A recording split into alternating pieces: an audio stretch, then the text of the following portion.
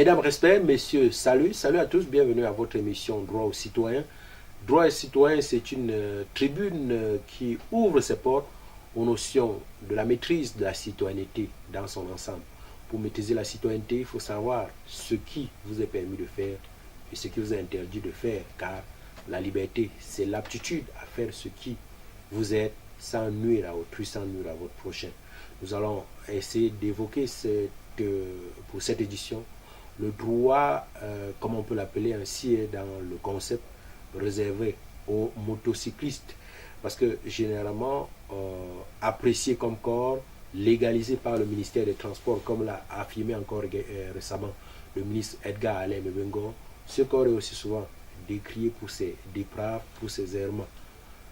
Comment la législation prévoit-il leur formation et leur aptitude à fonctionner dans leur capacité d'être usagers de la route? C'est ce que nous allons observer aujourd'hui avec Maître Simo Kandemchal. Il est spécialiste du code de la route. Il est aussi jury d'examen du permis de conduire et à ce titre, nous imaginons qu'il a plusieurs fois eu à former des personnes dans le code de la route pour les motocyclistes et qu'il a aussi eu à évaluer leur travail perpétuellement. C'est ce spécialiste que nous recevons. Merci Maître Simo Kandemchal de vous prêter à ce jeu et d'être là pour qu'on puisse réglementer entre guillemets cette notion de la circulation des motocyclistes. Bien, je voudrais vous dire merci Monsieur Honoré pour cette invitation que vous m'avez faite et de participer à votre tranche d'antenne. Merci beaucoup. Pour parler du code de la route, est-ce qu'il existe un code de la route spécifique aux motocyclistes? Bien, ce qu'il faut dire ici, c'est que le code de la route déjà, c'est l'ensemble, n'est-ce pas, des règles qui régit la circulation publique dans un pays. Justement. Bien, alors, concernant, n'est-ce pas, les motocyclistes, est-ce qu'il y a un code pour les motocyclistes? Oui. Donc, il y a un arrêté, n'est-ce pas, du Premier ministre, n'est-ce pas, réglementant cette activité, reconnu, n'est-ce pas, par le chef de l'État. Oui. Donc, il y a un code qui régit juste le fonctionnement des motocyclistes. Oui, et également, au niveau, n'est-ce pas, des régions, il y a des arrêtés, n'est-ce pas, préfectoraux, Oui. n'est-ce pas, régularisant, n'est-ce pas, cette activité dans la zone urbaine et Dans les zones rurales. rurale. Et vous qui êtes spécialiste du code de la route, comment ce code est-il structuré pour ce qui concerne les mototaximens? Bien, c'est ce qu'il faudrait dire ici, concernant, n'est-ce pas, les mototaximens. Alors, celui qui est au-dessus d'une moto s'appelle un motard ou un motocycliste. Oui. Bien maintenant, comme cette activité, n'est-ce pas, est à titre onéreux, il est important que ces motocyclistes, n'est-ce pas, se mettent, n'est-ce pas, dans certaines règles, Oui. à savoir, par exemple, les documents. Oui. Je parle des documents. Il devrait avoir un permis de conduire Oui.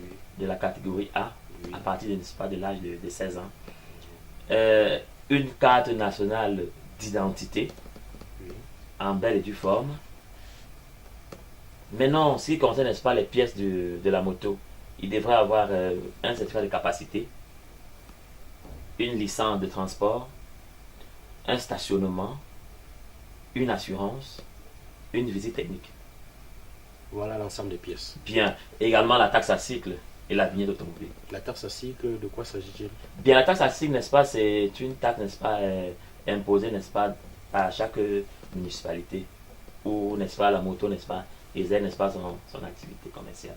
D'accord. Donc, il existe justement une législation pour le fonctionnement, la circulation et la formation des motocyclistes. Pour ces motards, comme vous le dites, vous avez dit qu'ils s'appellent motards Ou motocycliste. ou motocyclistes. Ils ont aussi une structuration où il doit y avoir deux catégories de documents. Les documents personnels et les documents de leur engin roulant. Les documents personnels, c'est d'abord bien sûr la CNI, la carte nationale d'identité et le permis de conduire. qui est le permis de catégorie A. Ah.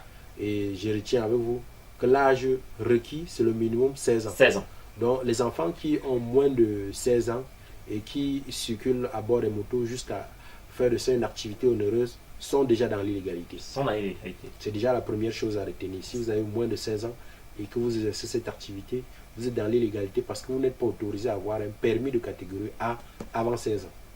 Ça, c'est la première chose à retenir concernant la structuration de cet exercice de la fonction de motocycliste. Maître, est-ce que les motocyclistes ont des droits spécifiques à eux? Parce que chaque fois qu'on voit ces gens fonctionner, tout leur est permis a priori. est-ce qu'ils ont des droits spécifiquement prévus par la législation aux motocyclistes? Alors, qu'entendons-nous par droit? Les droits, c'est quoi? C'est les documents qu'ils devraient avoir, Oui, ou ce sont les documents qu'ils devraient avoir, justement. oui, pour leur protection, qu'ils n'enfreignent pas, n'est-ce pas, les règlements de la loi. Donc, ils doivent avoir tous leurs documents. Tous leurs documents. Maintenant, je voudrais aussi voir ce droit-là, parce que pour vous qui êtes spécialiste du code de la route, on voit souvent les motos déborder à tout moment, stationner à tout endroit. Est-ce que cela leur est permis? Bien, c'est ce qu'il faudrait dire ici, c'est que la formation, n'est-ce pas, des motocyclistes n'est pas une formation à part. C'est une formation, n'est-ce pas, qui est dans les règles, n'est-ce pas, générales de tout automobiliste. Justement. Tous usagers, n'est-ce pas, qui utilisent, n'est-ce pas, la route. Alors, ce qu'il faudrait dire ici, c'est que le programme, n'est-ce pas, de formation, établi, n'est-ce pas, par le ministre des Transports, voudrait en sorte que cette catégorie, n'est-ce pas, d'usagers, c'est vrai que dans certaines régions, la route, n'est-ce pas, l'espace ouvert à ce type, n'est-ce pas, d'usagers n'est pas régularisé, c'est-à-dire que n'est pas matérialisé. On leur demande généralement, n'est-ce pas, de rouler à droite, à leur droite, c'est-à-dire que non loin, n'est-ce pas, du bord de la chaussée, tout le long de la rive. Oui. Alors, effectivement, s'ils roulent à leur droite, il y a des panneaux qui leur sont réglementés pour les arrêts, n'est-ce pas, et les stationnements. Et des endroits où ils ne pourraient pas rouler. Mais ce n'est pas ce que l'on voit parce qu'on assiste jamais au désordre humain. Généralement, cette catégorie, n'est-ce pas, d'usagers font des dépassements dangereux. Violent, par exemple, l'essence interdite. Donc, je pense ici que la communauté urbaine, la mairie, n'est-ce pas, à travers, n'est-ce pas, ces agents, n'est-ce pas, de la police municipale, quelquefois vont sévir. Et donc, on reviendra aux sanctions. Ça veut dire que le droit que devrait retenir chaque motocycliste, c'est qu'il doit respecter tout ce qui entre dans le code de la route. Très bien. Les vitesses de circulation dans les zones urbaines, les zones urbaines qui leur sont autorisées, et éviter de passer dans les zones urbaines qui leur sont interdites, et éviter les dépassements du mauvais côté, éviter les stationnements dans les zones interdites. Et dangereuses quelquefois. Et dangereuses. À des virages et autres. Justement. Là, si on parle des droits, ça veut dire que ça pousse aussi à des obligations. Qu'est-ce qu'ils ont l'obligation de faire en plus de leurs documents qu'ils doivent posséder?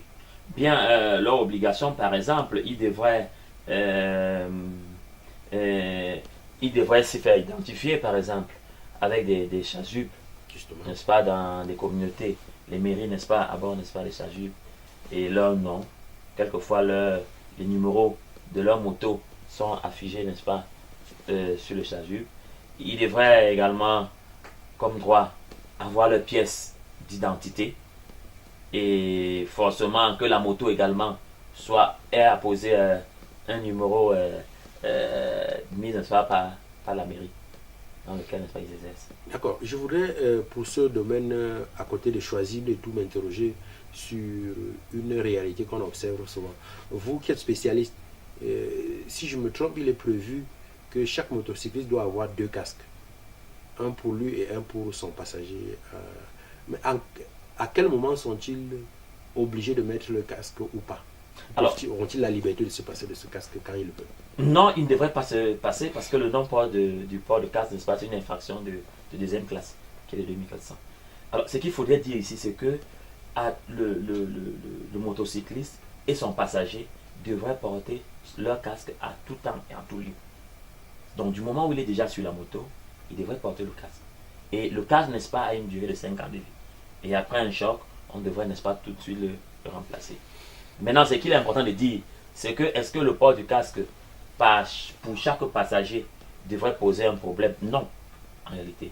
Donc, avec le casque, on assure véritablement sa sécurité, n'est-ce pas, lors des chocs ou même des accidents violents. Parce qu'on trouve d'autres dire que lorsqu'ils portent le casque, ils ne voient pas bien, le casque masque leur visage, ainsi de suite, et trouver plusieurs autres alibis. Ils respirent doucement avec le casque.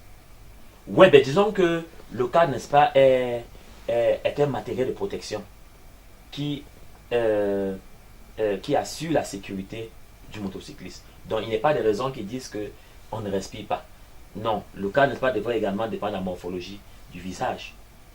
Donc, avec l'écran, ils peuvent voir à distance que les insectes, n'est-ce pas, ne leur parviennent pas à la vue. Également, en ce qui concerne, n'est-ce pas, le porte-nuque, ça protège, n'est-ce pas, qu'il y ait un choc violent et qu'il ne s'évanouisse. Tout à l'heure, vous avez présenté le non-port du casque comme une infraction de deuxième catégorie.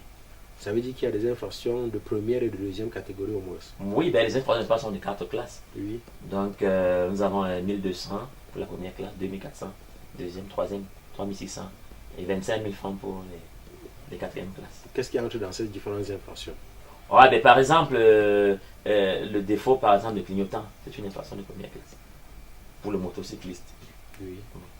Et pour les autres, deuxième classe ou troisième classe, si on peut en avoir. Oui, par exemple, deuxième classe, par exemple, les phares inopérants. Exemple, les phares inopérants. Oui. Donc, pour éviter toute infraction, il faut avoir une moto réglementaire qui a tous ces éléments, les phares, les rétroviseurs, les sièges en bon état. Oui, le carénage adapté à la sécurité de la moto, par exemple. Tout cela bien adopté. Et on constate tout le temps que beaucoup de motos tarsimènes, pour prendre leur exemple, avant de parler des motocyclistes en général, puisqu'on voit autant, on voit très vite les motos tarsimènes quand on parle de motocyclisme, mais vous allez parler de ces motards ou de ces motocyclistes, ils sont aussi privés comme un public, tout comme quand on voit les véhicules, il y a les personnels, tout comme il y a les taxis, mais tout le monde a la liberté d'utiliser l'engin roulant qu'il veut. Ça peut être à 4 ou à 2 roues. Pour ceux qui utilisent les engins à 2 roues, qui sont ceux qui nous intéressent pour cette édition, parce qu'ils sont de plus en plus nombreux et récurrents sur nos axes routiers. Avec vous, maître, quand même on peut résumer qu'ils existent et qu'ils sont réglementés dans la loi avec quelques critères. Le premier critère, c'est que pour prendre un engin, pour circuler avec, pour se dire motocycliste, il faut s'assurer que vous avez un minimum de 16 ans. Ensuite, vous assurez que vous avez un permis de conduire de catégorie A et votre carte nationale d'identité pour prouver que vous avez effectivement au moins 16 ans. Ça, c'est pour les pièces personnelles. À partir de là, pour circuler en toute liberté, éviter d'être pris dans les filets, il faut avoir les pièces de la moto. Vous vous rappelez ces pièces de la moto? La carte grise. Oui, la carte grise. La visite technique. La visite technique. La vignette. La vignette. L'assurance. L'assurance. La taxe à cycle. La taxe à cycle pour ceux qui font cette profession comme mototaximan. Pour avoir de l'argent. Et ça, il faut également ajouter la carte bleue et la licence de transport. La carte bleue et la licence de transport, pour ceux qui le font maintenant pour avoir de l'argent. Voilà à peu près l'essentiel de ce qu'il faut avoir et de ce qu'il faut retenir concernant les droits et les devoirs des motocyclistes qu'il faut retenir qui ne sont pas spécifiquement pour eux. Il peut être spécifique lorsqu'il y a des voies réservées aux motocyclistes. Lorsque cela n'est pas le cas, vous devez respecter les mêmes réalités du code de la route que tous les autres usagers. C'est bien cela. C'est bien cela. Oui, et lorsque vous respectez les mêmes règlements que les autres usagers de la route, cela prédispose au fait que les infractions vous seront sanctionnées au même niveau. Vous avez dit, elles vont vous avez pris, c'est en termes de prix, je crois. En termes de prix. Oui. C'est 500 pécales, en termes de prix. Oui. On va donc parler là généralement des sanctions. Quelles sont les sanctions qui sont prévues pour ceux qui ne respectent pas que ce soit le code de la route ou les droits et devoirs qui sont réservés aux citoyens motocyclistes? Bien, ce qu'il faudrait dire ici, monsieur Honoré, c'est les sanctions sont des sanctions pénales et administratives. Alors, ce qu'il faudrait dire, c'est que ce n'est pas seulement pour le motocycliste, c'est pour tous les automobilistes également. Savoir que l'activité, n'est-ce pas, dangereuse résulte de l'assurance qu'on n'en a pas et du permis de conduire. Donc c'est interdit de conduire sans assurance et sans permis de conduire. C'est une faute très lourde. Ça, il faut savoir. Savoir également que l'accident, que le motocycliste est responsable, n'est-ce pas, de la sécurité de son passager. Savoir également que les dépassements dangereux, les stationnements illégaux, par exemple, sont des infractions, n'est-ce pas, qui sont reconnues par la loi. Et savoir également que en cas d'homicide, on pourra avoir, n'est-ce pas, la suspension, le retrait de son permis de conduire.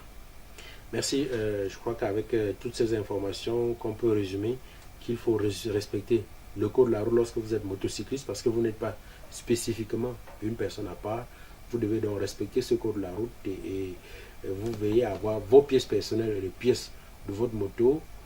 Et là, vous pouvez fonctionner en toute légalité. Ce sont les obligations que vous devez avoir et vos droits seront respectés, celles de vous laisser circuler tout à fait aisément tant que vous respectez le code de la route et ses aléas.